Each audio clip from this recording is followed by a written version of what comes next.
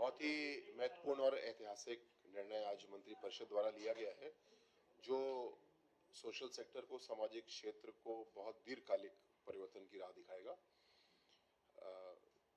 जिस समस्या को हल करने की कोशिश कर रहे हैं, जो वृद्धावस्था पेंशन दिए जाने की व्यवस्था है, उसमें आपने भी पढ़ा होगा कि किसी को मृतक डिक्लेयर कर दिया गया जबकि वो जीवित था, और अन्य भी कारणों से किसी की पेंशन रुक गई या किसी की नई पेंशन बनने में कठिनाई हो रही थी।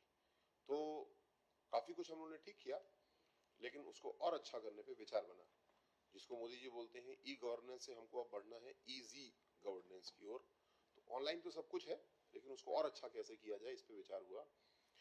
सरकार ने एक फैमिली आईडी नाम से सॉफ्टवेयर तैयार किया, जो कि करीब 25-30 विभागों से जुड़ा हुआ है, और उसके जरिए अगर समाज कल्याण की बात करें तो हमको मालूम है कि ऐसे कितने लोग हैं जो वृद्धावस्था पेंशन के लिए पात्र हैं, यानी जिनकी 60 वर्ष से ऊपर उम्र हो गई है और वो इनकम क्राइटेरिया भी पूरा करते हैं।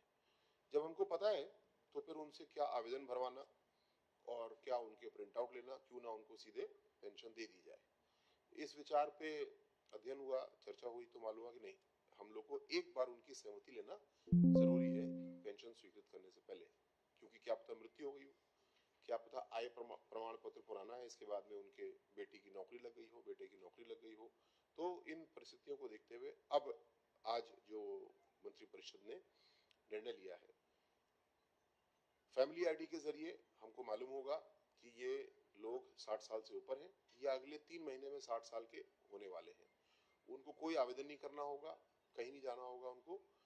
विभाग स्वयं उनको संपर्क करेगा इलेक्ट्रॉनिक माध्यम से या उनके घर जाकर के, और उनको अवगत कराएगा, दादी, चाची, अम्मा, आप पेंशन के लिए, हाँ, मतलब हम अभी से प्रोसेस शुरू करेंगे तो 3 महीने में हम पूरा कर लेंगे। टारगेट ये है कि जिस महीने जो पात्र वरिष्ठ जन 60 वर्ष के हो रहे हैं, उसी महीने से उनकी पेंशन ऑटोमेटिक चालू हो जाए।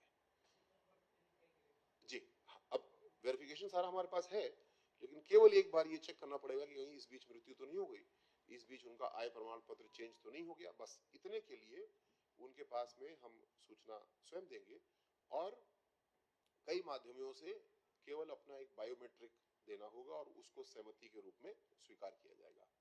बायोमेट्रिक देने का पहला तरीका होगा, किसी भी मोबाइल फोन पे हमारी ऐप के जरिए कर सकते हैं।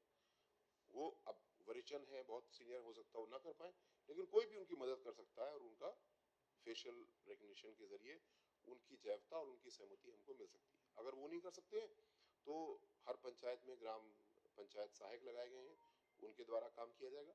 और तीसरा विकल्प, कॉमन सर्विस सेंटर पे जाके भी ये काम कर सकेंगे। कुल मिलाकर के ऑटोमेटिक पेंशन खातों में जाएगी, कोई आवेदन नहीं, कोई चिट्ठी पत्री नहीं, सबको सीधे सीधे पेंशन मिलेगी अधिकार पूर्वक। जो मोदी जी ने गारंटी बोली थी, ये गारंटी कार्ड लेकर के हम वापस आए हैं कि हम पेंशन गारंटी के साथ देंगे। दूसरी बात, कुछ लोगों अगर किसी की मृत्यु हो जाती है तो अभी एक मैनुअल सिस्टम है, जिसमें कि अप्रैल मई जून में अधिकारी जाते हैं और परीक्षण करते हैं, जिसमें पुनः गलतियां होती हैं, गलती अधिकारी से हो भी सकती है और कुछ बदनीयती भी हो सकती है। इसको भी बिल्कुल मॉडर्नाइज कर दे रहे हैं। आदरणीय मोदी जी ने एक जीवन प्रमाण नाम से एक व्यवस्था बनाई है, जिसको जैवता प्रमाण पत्र बोलते थे। वो पहले सरकारी कर्मचारियों, पेंशनर के लिए की गई, उसके बाद में अब सबके लिए उसको खोल दिया गया है।